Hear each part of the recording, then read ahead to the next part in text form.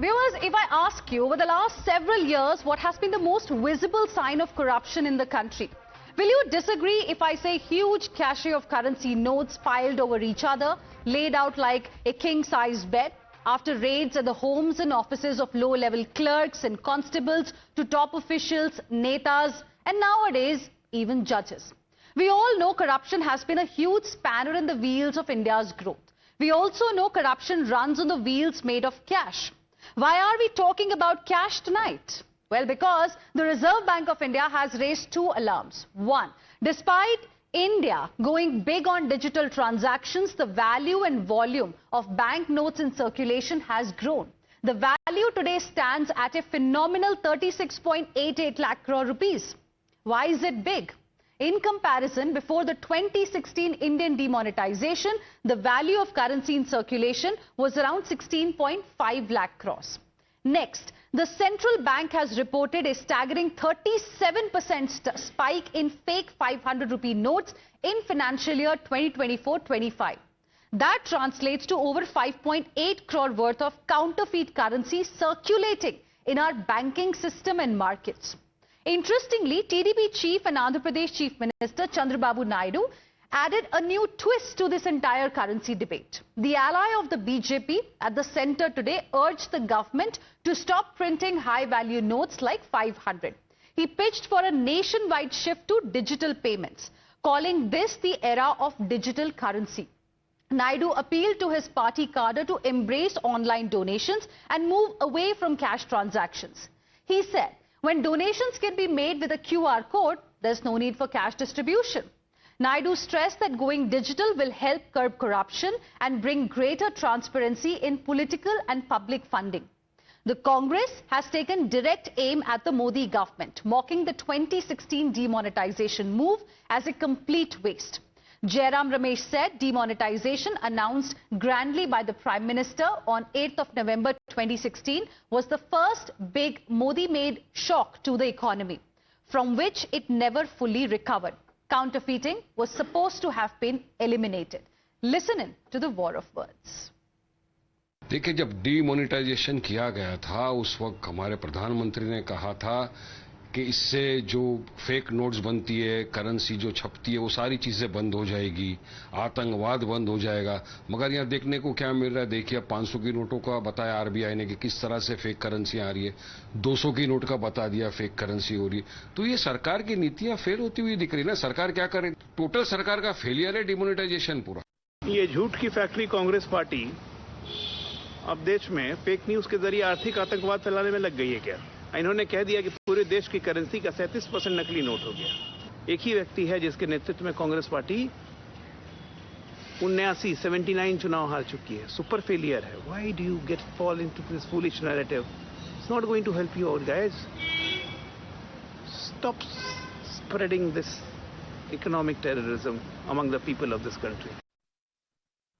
The News Hour at 10, debate number 2, on Times Now, Super Prime Time.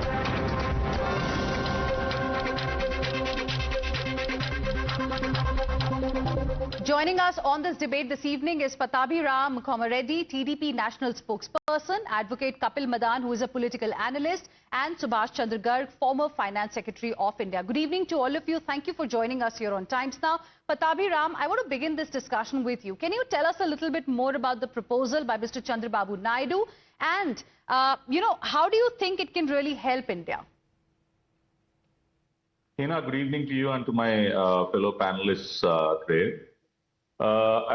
During our plenary, which had just concluded yesterday, our party president and the Honorable Chief Minister, Mr. Naidu, had once again, proposed the abolishment of the higher denomination notes and promoting digital economy. Here, I would like to remind that it is Mr. Naidu who was the convener of the Committee of Chief Ministers that was appointed by Niti Aayog in 2016 to promote digital payments in our country, and he was the person who had given a complete report on the way forward as far as digital payments are concerned to the then Honorable Prime Minister.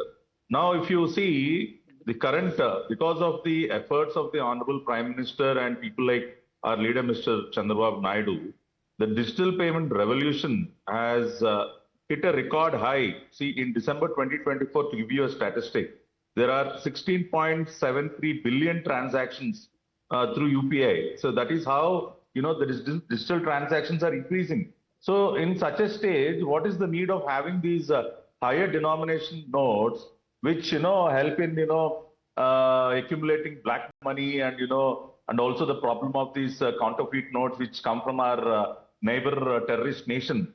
So Pakistan and other places which are like, trying to play spoil sport with our economy with these kind of counterfeit notes. So all these problems can be solved if you can remove these higher denomination notes and promote digital payments, which is seeing a very high trend.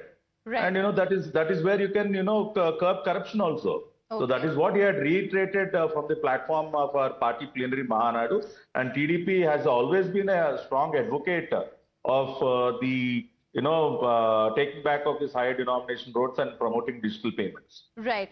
Mr. Subhash Chandra Garg, in your opinion, how alarming is the situation as far as counterfeit notes are concerned, the latest report by the Reserve Bank of India, and is this solution valid to deal with it? I think number one, the situation is not at all alarming. Look at the RBI statistics. RBI says that about 2.25 lakh currency notes have been found to be fake or counterfeit. The total number of notes in circulation are more than 15.5 lakh. So out of 15.5 lakh, only 2 lakh notes are found to be fake. Similarly, in terms of amount, it is 1 out of 6 lakh rupees worth of notes which is found to be fake. Second, these are very routine fake notes. These are not what we call high quality FICN, high quality fake note, which sort of copy the security features to sort of beat the system. And therefore, these are very poor kind of copies. They pass through the system. The RBI has told that 95% of these notes are found to be in the banking system. Third, these fake notes are actually declining over 3 years, from 2.21 lakhs to 2.21 lakhs to 2.15 lakhs. It's declining. Lastly, the high quality fake notes have not been found in the system at all. There are only about 20 odd cases which NIA has launched. And of them, almost all of them are against the people who are trying to create such fake notes in India. These have not come from outside. There are very little evidence of anything coming from outside. So I don't think the situation is alarming at all. Of course, we would always like a situation where there is not even a single fake currency note, but that's not going to happen ever. So I don't think from this point of view one should be worried. Okay, interesting. Advocate Kapil Madan, how will you like to respond? Because Mr. Subhash Chandra Garg is somebody who understands economy. He's been a part of the system, and his assessment is that if you look at the data, actually, the fake notes are declining, and from 15.5 lakh crore, about 2.2 lakh crore were found to be fake, which is routine. The quality is very poor. And given the fact that detection is happening, it also goes to show how strong the system really is. So is the opposition jumping to this conclusion perhaps too soon that demonetization was a failure, and because of that we are in this situation today? Is it political compulsion that's leading to these kind of attacks coming in from the opposition without even looking at the real picture on the ground? So, Heena, let me just say a few important things here. We all know when in 2016 this demonetization happened, the idea was the government had a thought that the black money will not come to the system, and therefore, it will help in eradicating black money. But what we actually saw was that more than 99.3% of the money that was circulating in the market that came back into the banking channel. And insofar as the entire exercise which was done, people had to stand in long queues. And in fact, we all know how our informal sector, which squarely runs on cash, was also came to a complete halt. And it also impacted the GDP.